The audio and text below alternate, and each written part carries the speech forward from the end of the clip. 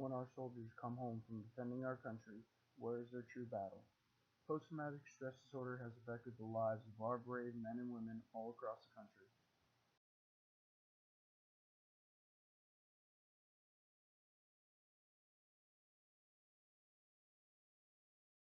I'm Dr. Elizabeth Hoagie, a psychiatrist at Massachusetts General Hospital, speaking on behalf of the Anxiety Disorders Association of America.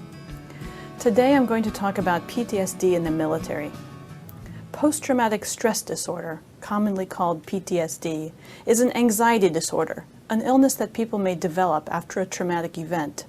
It makes you feel stressed out and fearful, even after the threat of danger is gone. It affects your life and the people around you. It can occur after experiencing or witnessing a life-threatening event, including combat, a terrorist attack like 9/11, personal assault or abuse, or the sudden death of a loved one. About 30% of the men and women who have spent time in war zones experience PTSD. 1 in 5 military members who have returned from Iraq or Afghanistan report symptoms of PTSD, anxiety, or major depression. It's not uncommon for someone with PTSD to develop other mental health problems during or after deployment, including depression, suicidal thoughts, substance abuse, drug use, and other anxiety disorders. Men who are exposed to high levels of combat are significantly more likely to experience acute stress and symptoms of PTSD. Women in the military are at high risk for exposure to traumatic events, especially during war. They're also at greater risk of exposure to sexual harassment, sexual assault, and rape than men. A recent study of children with parents deployed in Iraq or Afghanistan showed elevations in anxiety and depression linked to length of deployment and the psychological stress of the parent at home. And their symptoms usually persist after the deployed parent comes home. If you are a veteran and you feel that you can't take it anymore or feel suicidal, please call 911. If you're suffering from these kinds of symptoms, talk to your doctor about treatment. If you have loved ones who have been exposed to combat and other trauma and are having these kinds of symptoms, encourage them to seek help. You can find helpful tips and more resources online. Every day our soldiers come home fighting the greatest battle of all, the one in their minds. Self-inflicting crises, military deaths. Soldiers every day don't find their lives worth living. These numbers keep rising, and one day these sharks will become unbearable. Your life down so a stranger can live. Can you take what you need?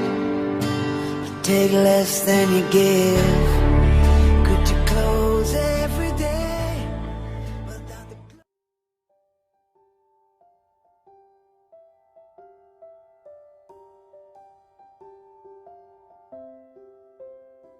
But PTSD itself, while managed and everything else, and you look normal on the outside, the stuff that's going on inside, it never goes away from you.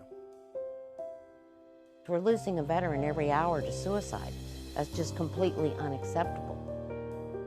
When I came home in 2009, it was very difficult. Going through the VA, my counselor, she heard about this program, so she thought it would be a good thing for me. Well, it has been tough, especially in the beginning. I mean, the first month after I got out, I didn't do anything. Watching the guys just get back out finally, because I know what that's like to sit in your house for 10, 12, 15 hours at a time. People. I don't really like people around me, and I don't like people behind me. So, and I don't know, it's just too much. So I'll get through it.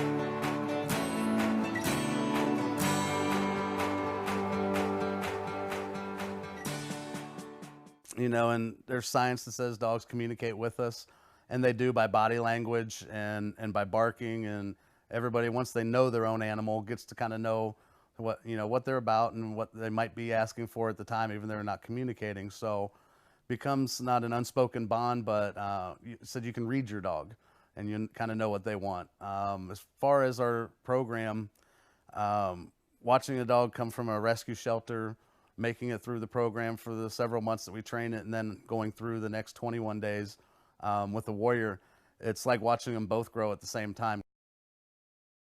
These devastating illnesses take over the lives of our brave men and women, but there are treatments such as the VA and foundations like the Wounded Warrior Project and Canine for Warrior Project. We will never forget. Thank you.